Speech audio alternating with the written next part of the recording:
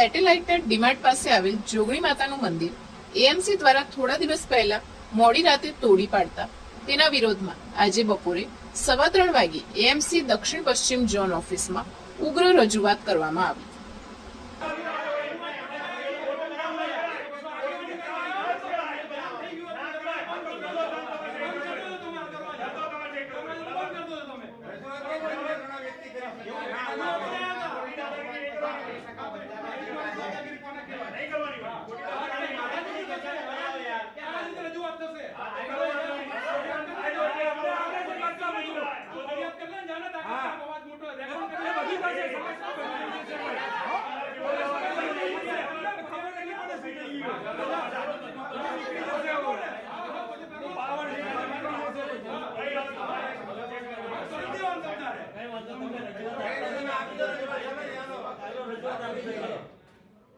ઇનોડ કાયદો રજૂઆત